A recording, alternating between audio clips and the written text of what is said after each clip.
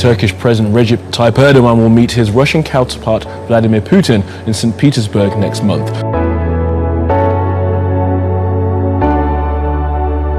The main aim of these talks is to restore trade and economic ties between Russia and Turkey.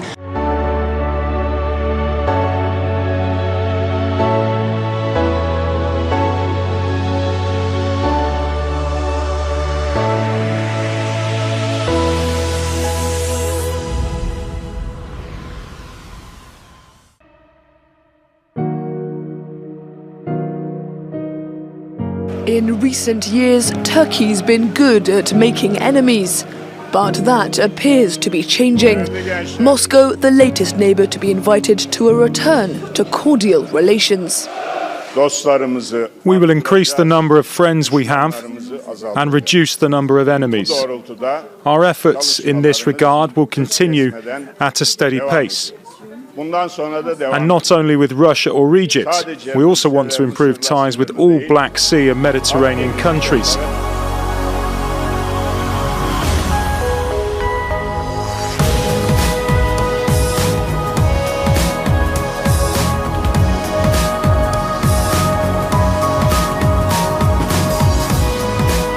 As soon as possible and at an accelerated pace.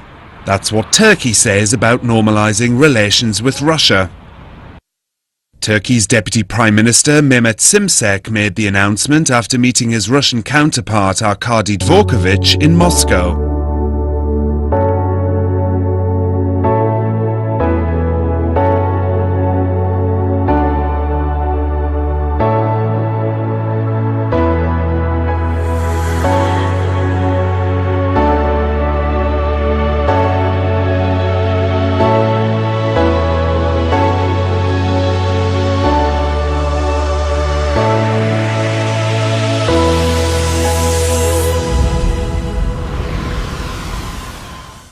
Some Burlington area residents say the Souris River is turning red. Good evening, I'm Katie Perkins. And I'm Joe Skrzyszewski. Thanks for joining us. It sounds like something you'd find in the Bible, a river turning red, but as it turns out, there is an explanation for what's happening. State health officials say they believe they know what's making the river look this way, and they say Burlington area resident John Dawson got quite a surprise this past week. As I've been working on fence up here, I've seen it up around the bend over there as well. While working on his property near the Souris River, Dawson noticed a red tint on the water and the color started to grow. That's when he took some pictures and sent them to the North Dakota Department of Health. It almost looks like it's oil floating on top of the water, not what you'd normally think of with algae. In addition, it's changed colors actually. It's been green, it's been red, it's mostly red.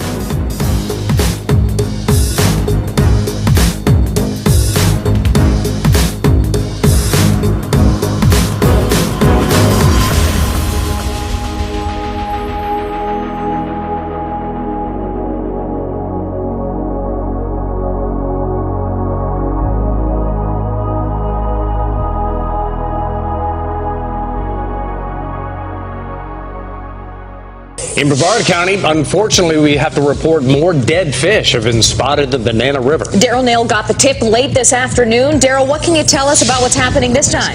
Ed, thanks for allowing us to come on your boat and show us what's going on. What did you see in terms of, can you quantify how many dead fish? Yeah, Daryl, thanks for putting a spotlight on this. First of all, you know, this is something that's very important to me as the commissioner here. But as we turned here and made the right and went south, we started seeing little specks here and there, and then all of a sudden we thought were bubbles, and then it turned out to just be thousands and thousands of fish. And as you can see, it's just when I started the video, towards the end of it, I was just devastated. I really had no words for what I witnessed here. And this is the same area. This was ground zero for the massive fish kill that was back in March. How does it make you feel to see this happening again? Well, this is devastating. I'm in awe when we look at this stuff. Begins with hundreds of dead fish washing up on the shores of Lake Thurmond. Early this morning, state agents launching an investigation to find out what caused that fish kill. This is the worst I've seen. Larry Spivey has lived on the lake for more than 16 years, and this is the first time he's seen something like this happen just feet away from his back door. But this weekend, something was different. I come out to test my boat. I've been working on it, and I noticed there was fish just floating everywhere. And not just one or two, but hundreds of fish. McCormick says he's never seen anything like it. I've never seen fish kill out here. I mean, it's got a pretty good flow through, and even in the years before when the lake was really low, you think that that's when they would have it, you know, but it wasn't. It was, the lake's full right now. Hundreds of dead fish wash up along the banks of the Au Glaize River. This is NBC 24 News at 6. Good evening. I'm Laura Emerson.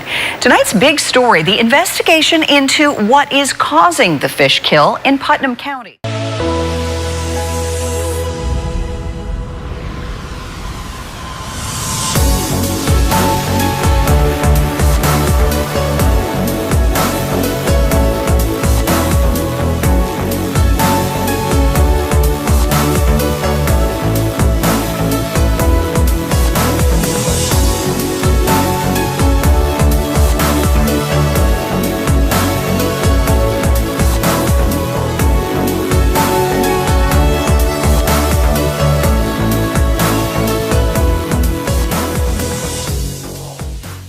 Lots of people are creeped out by the idea of scientists making human-animal hybrids in the lab, but the government's ban on funding the research turned out to be short-lived. The National Institutes of Health plans to start funding hybrid research in early 2017, around a year and a half after saying scientists needed to slow down and consider the implications. So when it comes to mixing human and animal DNA, that genie is long out of the bottle.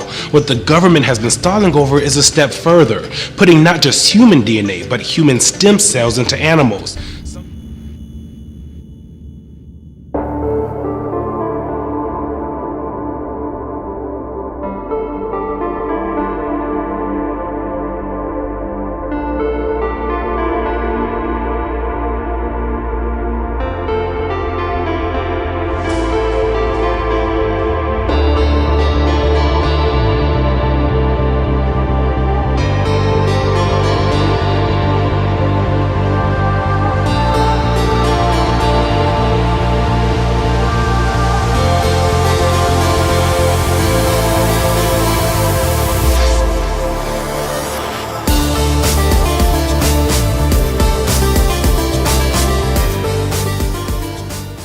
Well, what BGI can offer is something I could only dream about, and that is having whole genome sequencing done on these 2,000 extremely bright individuals.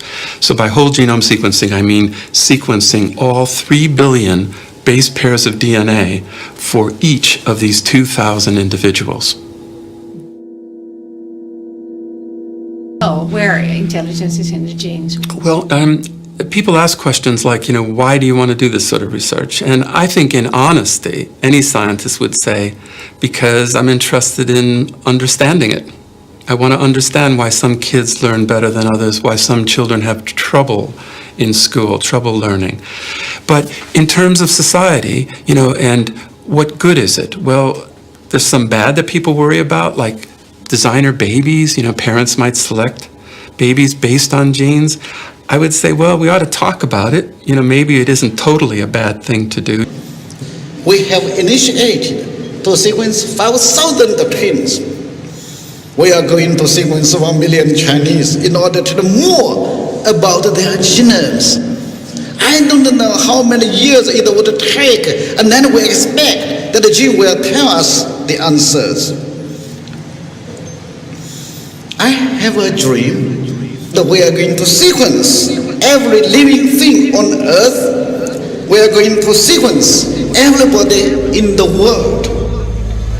And the genomics, no doubt, is an opportunity for us all.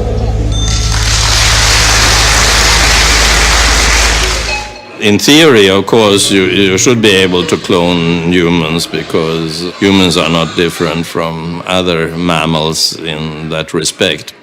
And our society is not ready to accept artificially cloned people.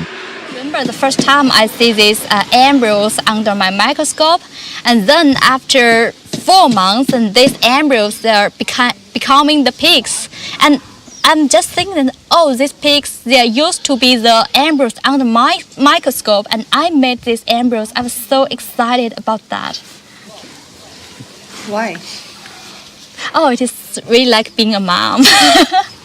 Yes, this is the this is a life that I created. It is by my hand.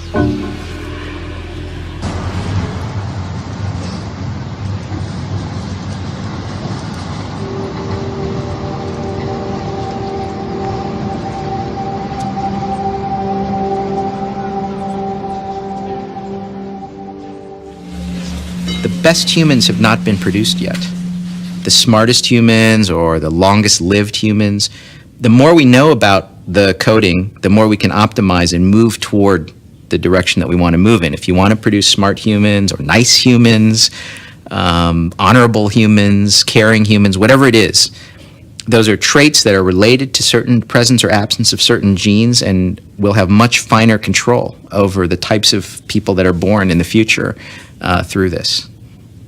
But it's an essentially mathematical description of there's a trait that you're interested in, you want to push it in one direction or the other, which switches do you turn on and off in order to do that.